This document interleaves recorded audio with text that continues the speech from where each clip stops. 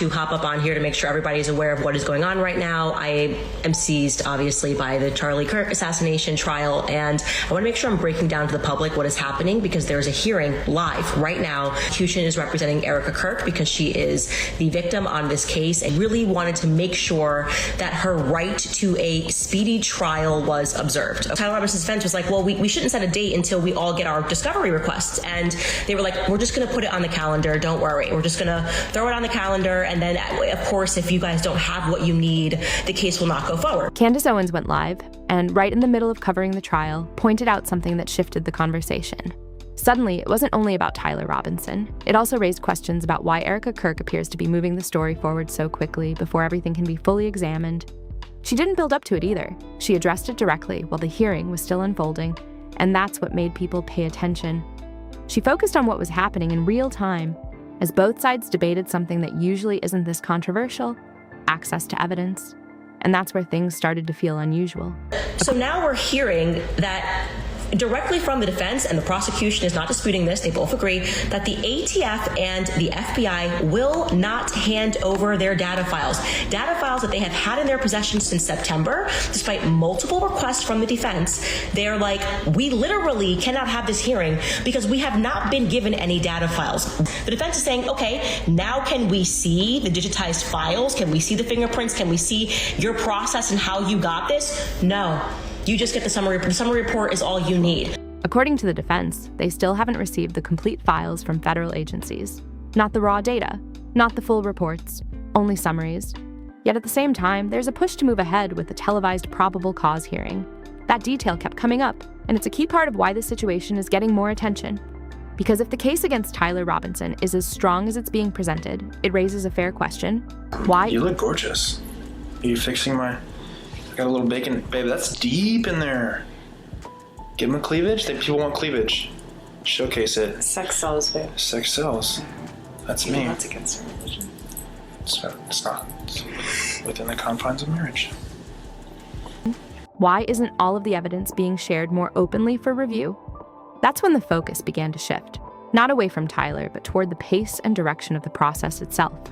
And this is where it becomes more complex. The push for a faster hearing has been framed publicly as a step toward justice. Never dated here because I saw vicariously through my roommate how terrible it was. Somehow getting drinks was the replacement of having coffee and breakfast. I personally would rather have coffee or brunch with someone than going, I don't drink. I find it unproductive, not because I'm holier than whatever. But when you look at the timing, alongside the limited access being discussed, it starts to feel less straightforward, and that's where many of the questions are coming from. The pressure started to stand out, but not in an obvious way at first. Don't operate that way, but I always thought it was very strange how she would go to drinks with one guy and then go to dinner with another. So it goes twofold here. So if you're expecting to marry someone that I was blessed with, like a Charlie, you have to be the type of woman that will attract a Charlie. Are you going to church? Are you going to Bible study? It felt more like a steady push to lock in a narrative before it could be fully questioned. Candace pointed to something simple that's hard to overlook. The defense isn't asking for anything extreme. They want to review how the fingerprints were analyzed, check the chain of custody, and confirm the timeline placing Tyler at the scene. Yeah, I've had no direction or explanation since we've come back. Our CEO has been assassinated. I've done nothing but go backwards for this organization, and the point where I'm wondering if this is a prank. It's not a prank. I would never do that. So I'm just trying to understand. And no, I understand. It's time to... So do I get to have a conversation with Dylan? Basic steps in a case like this. Yet, according to what's been discussed, those requests haven't been fully met. I had that girly girl hidden within me. After being such a tomboy and experiencing that my whole life, it was like, oh, I can curl my hair, I can put on the mascara. I come from a great family that has very amazing genetics, so thanks, Mom. Instead, they've been given summaries and expected to rely on them. That's where the situation begins to feel less routine. It moves away from a standard legal process and starts to raise concerns about how controlled the flow of information might be. Did it have a conversation with Justin or anybody, or? Nope. No, and there's no explanation as to why you won't let go. Right now, we're leaving all. You know, and you're going to keep saying a different direction, but I'm trying to understand how I've met multiple times with my... We're going a different direction with the team, and I have to ask you to leave now. You have to ask me to leave property? Yes. Due to what, Frank? Because we're asking you to leave because you've been terminated and we're not. But there's no explanation or documentation for this. I've never had one bad review from Dylan. I've never.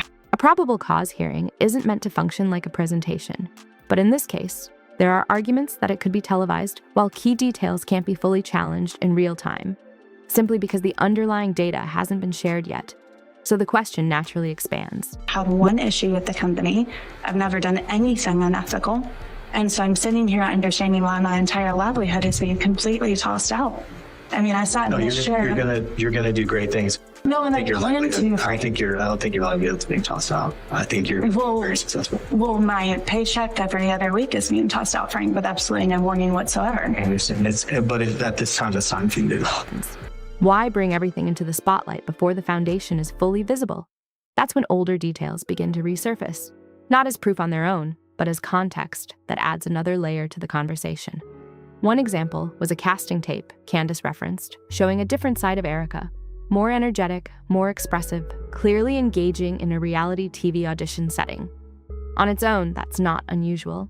People's lives evolve, but the attention didn't stay on the past itself.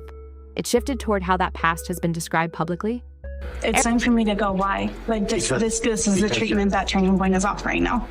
It's time to go, Carla. Frank, this is crazy. Yeah, I understand where you're coming from. I don't think you do. This feels very heartless. This feels without emotion. I do understand where you're coming. This feels. Erika has spoken about a very structured lifestyle before meeting Charlie Kirk. Minimal distractions, limited exposure to chaotic environments. That tone doesn't fully match what appears in those older clips and photos, and that contrast is what continues to draw attention. That contrast didn't go unnoticed, and once it became visible, it led to more questions. Why did earlier parts of her story seem more polished or simplified over time? It doesn't prove anything by itself, but it does explain why people started taking a closer look. And that's when the timeline began getting more attention. You can see from behind me, this is a recreation of the tent where Charlie Kirk lost his life at Utah University in September, and people are taking selfies with it. I can't. I cannot. I am not capable of whatever that. When I saw this, I realized I do not know enough words. Before entering political spaces, Erika had already spent time in areas connected to visibility and influence, pageants, fashion opportunities, and networking environments that often overlap. At one stage, she was linked to high fashion circles, which are sometimes associated with broader social networks. None of this is unusual on its own, but when those details are placed side by side, it starts to feel more structured than random, and that's what caught people's attention. And this is where things become more layered. The focus expanded to past projects, including one based in Romania. A nonprofit called Romanian Angels was presented publicly as humanitarian work. However, according to public discussion, some details raised questions. It wasn't licensed for adoption and appeared to operate more as outreach than formal placement. Over time, parts of its online presence also became harder to find. I had to consult a thesaurus, and I still could not land upon the correct adjective to describe how I felt when I saw that tent. People taking selfies under a recreation. I don't know if it's actually the tent. It looks like it's pretty old, or a tent that Charlie died under. That's what was happening at AmFest. That alone doesn't confirm anything, but it added another point people began examining more closely. This is where Candace continues to bring the focus back. Because if this case were only about Tyler Robinson, much of this background wouldn't carry the same weight. But the way the hearing is unfolding has led some to wonder if there are broader factors involved. The pace, the limited access to certain information, the decision to keep things moving forward while questions remain. Together, these elements create a sense that the process itself is under scrutiny. And then there's the timing. After Charlie Kirk's death, there was a quick transition into leadership roles, along with immediate involvement in key decisions. There have Horrified. I was aghast. I don't think I ever described myself as aghast. I was aghast. It was ghastly to look at that and to realize that they made a conscious decision to allow that to happen. To what end? There have also been mentions in public discussion of internal changes happening behind the scenes. Each detail alone may seem routine, But taken together, they continue to raise questions about how everything is unfolding. That's when the focus tightened even more. It wasn't just about evidence anymore. It became about timing, control, and how quickly everything was moving. When several shifts happen at once, it naturally leads people to look closer, even if nothing is fully confirmed. And right now, that sense of momentum is hard to ignore. Attention started turning to how the narrative is being shaped in real time. Public statements remain clear and consistent, but some details are still limited or not fully explained. Not hidden, but not completely transparent either. That space in between is where questions tend to grow, and that's exactly where this situation seems to be sitting. But this is where things shift again. The courtroom isn't the only place where this is unfolding. Online discussions have been tracking every update, every statement, every small change in tone. Details that might normally pass unnoticed are now being examined more closely. And once that level of attention builds, it's difficult to slow it down. At the center of it all is a broader issue: transparency. Not just what is being shared, but what hasn't been fully presented yet. When a case continues to move forward while some information remains limited, it creates a gap. And naturally, people try to understand that gap in different ways. That doesn't make every conclusion accurate, but it does explain why interest keeps growing. Right now, everything feels like it's moving forward, but not always in perfect alignment. The case itself, the public narrative, the timing of each step. And when those elements don't fully match up, it leaves one key question still open. What is driving the pace behind all of this? Some of the details people point to go beyond the courtroom. Candace referenced leaked audio that, according to public discussion, included conversations about merchandise tied to Charlie's name, happening very soon after his passing. The timing of that caught attention. Then there are the public appearances, where the messaging has stayed consistent and carefully delivered, suggesting a clear effort to guide how the story is understood. And now, that same focus on timing and control is being discussed in relation to the courtroom.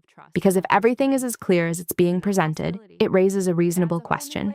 Why not provide full access to the files? Let the defense review the material. Let the claims be tested more openly. Slowing things down slightly could help ensure the process is fully examined. But instead, the case continues to move forward, while some details are still being requested. And that contrast is what many are focusing on. Once that becomes part of the conversation, the case is no longer viewed only through one lens. It's not just about the claims involving Tyler Robinson. It's also about how the process around the case is unfolding. That includes the pace, the level of transparency, and the decisions being made along the way.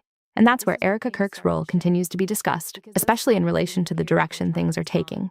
Candace, for her part, continues to highlight these points. She's drawing attention to areas she believes deserve closer examination, encouraging people to look more carefully at both the details and the timing. As a result, the way audiences are following this has shifted. It's no longer just about the core claims, it's about the broader context surrounding them. Reactions online reflect that shift. Some voices are supportive, while others are more critical. One comment said, "Charlie never had a better friend than Candace." Another asked, "Why does Erika Kirk have a say in this?"